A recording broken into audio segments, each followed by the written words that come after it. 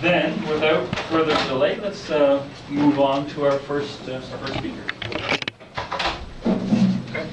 Hello, my name is Brogan Klombies. I am a fourth-year Bachelor of Music Digital Audio Arts undergraduate at the University of Lethbridge. And for anyone who is or wants to be a music creator, this presentation is going to help you make money in your careers. As the title suggests, I'm talking about blockchain technology and why you need to know what this is for your careers. I have a lot of content to go through, so please just listen carefully and save your questions for the end. All right, so first off, I'm going to make sure that everyone knows what music licensing is.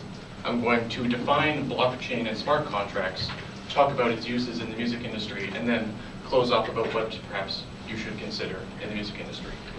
So before we get into all that, the reason I pursued this research was it is no secret that the music industry is a convoluted mess. Getting paid as a music artist is complicated, inefficient, and non-transparent. We have to rely on intermediaries to ensure we get paid, but the databases that these intermediaries rely on are also complicated, inefficient, and non-transparent. And so given this very small preview of the deeply embedded problems here, it is no wonder that artists struggle with their careers. So my research question simply was, is there a better way of providing and receiving value as music creators? Providing value, how do I make my music valuable in a time where anyone with a laptop can be a music producer? And receiving value, how do I get paid in a manner that is simple and transparent? So, music licensing is allowing limited rights to a piece of music without giving away your ownership. So there's like the license to stream music, the license to synchronize the video, the license to play music in a business. In order to license your music, you have to prove that you own the music. And for that, we usually go to performance rights organizations such as SOCAN, and we pay to register our music into their database. And if anything supposedly happens to our music, then it is their job to collect those royalties and then do the transaction and send the money our way. And that's fine, except there are thousands of performance rights organizations around the world, and their databases do not communicate with each other at a machine-readable level. There have been several projects to make a global, centralized database to which all music information is poured into, and there's one place to go to prove who owns what. But those projects have failed over and over again because of difficult questions such as, who gets to own this giant global database? Who's going to pay for the monumental cost? What if a better, more efficient database comes along? What if the rights owners license their music directly instead of through their database? And not only that, it's just bad business for the existing PROs because they just be giving away their assets. And those who own the data naturally want to control the data. They want to keep it private, they want to sell it, they don't want to give it away because they make money off of it. So what we have here are thousands of privately owned proprietary databases that do not communicate with each other, and there's no one place to go to prove who owns what. So, blockchain. The first thing you should think about when you hear the word blockchain is a database. What makes this database so special is that it's a decentralized database. So instead of that centralized computer where all information comes and goes from, rather it's more like hundreds or thousands of computers in a web that are constantly synchronizing to the latest version of this database. Because there is no centralization, none of these computers own the data. So new data that is added to a blockchain, they're created in blocks, and they are added in a chain. Hence the blockchain. You can add new blocks to the chain, but you cannot edit existing blocks. So what this gives you is the data in the blockchain ledger is tamper-proof, time-stamped, permanent, and this data is machine-readable by other blockchains. It doesn't have to be one blockchain, it can be thousands. And with the right formatting, these blockchains can communicate with each other at the speed of internet. Blockchain is essentially the internet of data. Okay, well that's great, what does that do for you? Well, one of the most interesting things about blockchain are the smart contracts. So what is a smart contract? I'll use an example. So let's say that Dan and I, we collaborate together, and Dan and I, we make a song. Fantastic.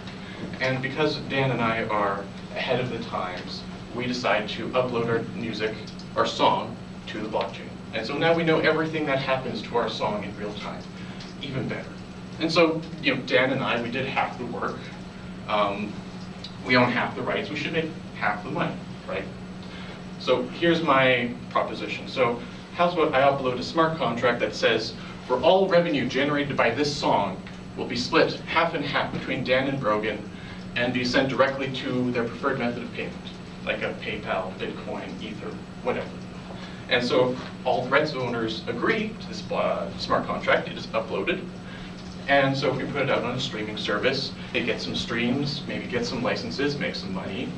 The data comes in, the smart contract reads it, and distributes that money accordingly, automatically. The biggest point here is that the time between the money going from here to here can be as little as minutes, not months, minutes. So smart contracts, they essentially automate the process of enforcing the bindings of a contract without the need for human intervention. Okay, so what would your music on blockchain look like? Well, I'm going to use .blockchain music as my example here. For their project is to create a .blockchain file format. It's quite different from regular file formats. In order to create your song name .blockchain, you need a couple things, at minimum. You need the title of the song, who wrote it, who performed it, and the song file itself, like a WAV, FLAC, MP3, whatever. And you can add as much information as you want to this .blockchain file. You can add who published it, who recorded it, the band members, the contributing artists, the lyrics, the licensing information, the contact information, the payment information. So all you have to do to go to prove who owns the song is just go to the song. And the biggest point here is that the music and the data are inseparable. You will never lose that data, and you cannot tamper this blockchain file if you are not a rights owner. So you can't just have someone, change the information and duplicate it a million times, and then you lose that information. Rather, this file is more understood as it is one file controlled by the rights owners, to which people who use it access that file, in which you get real-time information about who is using your file. So, what can this do for your music licensing? Let's say, how's about for the license to stream music? Say you have a particular song, and you put a smart contract on that song that says, for a streaming service to have the right to stream this song, I charge 1 cent per stream. Okay, how about synchronization rights? Someone listens to your song on Spotify and they go, wow, I really like this song. It'd be really great if I could put it in my video. Well, what do they have to do? They go to your blockchain song and they look at what you've written that says, for synchronization rights, I charge this much for commercial purposes and this much for non-commercial purposes. If a business wants to play your music, instead of having to go to SOCAN and pay for a blanket license to license a huge catalog of songs that they don't necessarily want, they can just come to you and license you for your album to play. And you can set the terms, whether it's you charge per play or one-time payment. It's up to you. And then how's about the license to sample? Well, you have something that says you may sample my music, and if you use my sampled music for commercial purposes, you must put your music on the blockchain, and you must agree to a smart contract that pays me a percentage of what you make off of your song. So it makes a very clear and transparent way of getting samples cleared and paying what is due to those who own the original music. So what could this do for the fans, interacting with fans? A really simple way would have a little button that says, click here to send $1 to the artist of this song. If they like your music, they might click the button every once in a while. But here's something a bit deeper than that. Say you have a particularly proactive fan, and they have a big social following. They could agree to a smart contract of yours that says, for every new person that clicks on your special link and streams my music, I will pay you half of what I make from them. So they can get you new fans, they make money, you make money, new people discover your music, everyone wins. It is simply a way of lifting the burden of promoting off of the artists onto the fans. And let's talk about some challenges. So what are some problems here? Well, one of them is that blockchain cannot eliminate cyber attacks. Blockchain is not an end game for cybersecurity. It is an upgrade. It is only as secure as the code that is written upon, and code can be broken. Another one is the lack of free market pricing. So the transition from Spotify and Apple and SOCAN and the government deciding how much our music is worth to us, the artists, deciding that is going to be difficult for a lot of people because the music industry has never been a free market.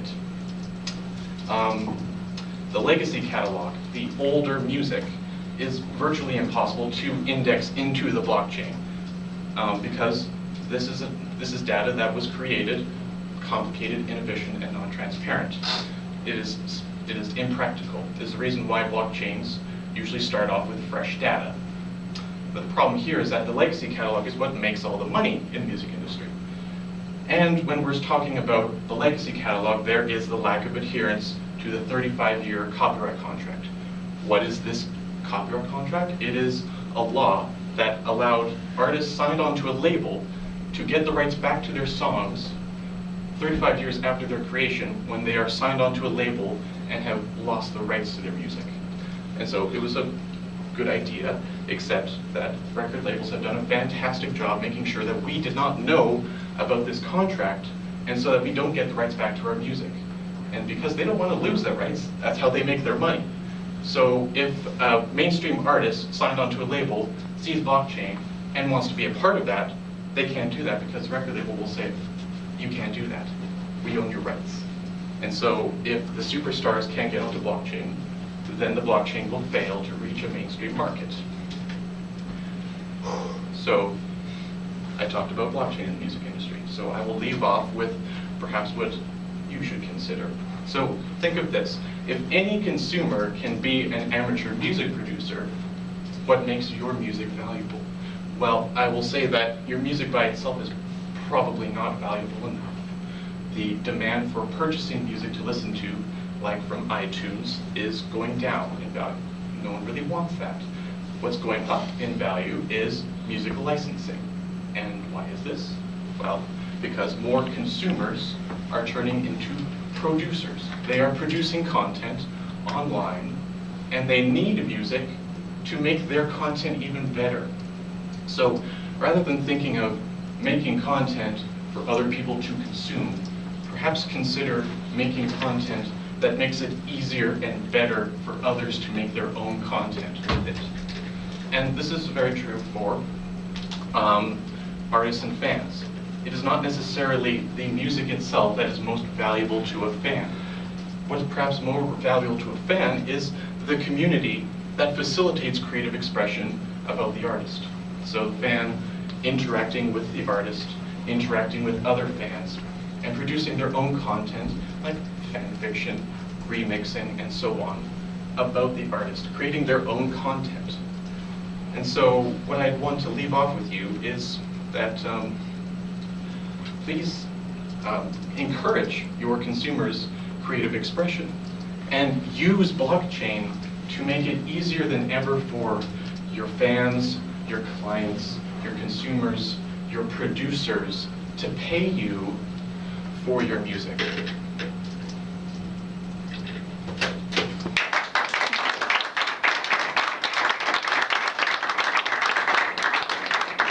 Wow, even a minute to spare. Ooh. So there's time for at least one question. Yeah. Where would one go to get affiliated with blockchain? Well, here's the thing. Blockchain right now is experimental. The only place that it's really been mainstream is Bitcoin. So when I talked about blockchain, their project is actually like many other music blockchains, they are in alpha and beta versions. So blockchain will be looking to have a mainstream release early next year. And is that something you're managing, or is that something like, is there? That's something that I'm looking at. Okay. And the reason why I chose them was because their blockchain interface seems the most extensive, given that it is a blockchain file format that is also being backed up by record labels and performance rights organizations. Seems like it's very good to know about now. Indeed, it is very good to know where your music is going and to always have the rights to your music. Anyone else? All right. Does it allow you to, because you mentioned streaming, but does it allow you to download music as well? Like, can you take things from the blockchain and download it on your own computer, or have a copy of it? Yeah, you would have a copy of it. It would be like having a copy that is the latest version of that song. So everyone that uses your perhaps adopted blockchain file has the latest version of it. You will not have an old version lying around. All right. I just had a question regarding, like, if you knew anything about theft protection. Example, someone uploads an audio file that already exists with new credits, and how it would differentiate that. So it's the same audio file, but they recredit it to themselves or to someone else. Well, so one thing about blockchain is that you can make new data, and it can be false. You know, it can be true or false. It's kind of like Wikipedia, to which you can, if you have the certain rights, certain permissions, you can make new content, and it can be false. But it can also, there's always a record of everything that has been added. And so it's just more of a type of thing where more people who are uploading true data are trusted more than those who do not. Okay. Rob, I'm going to have to stop there.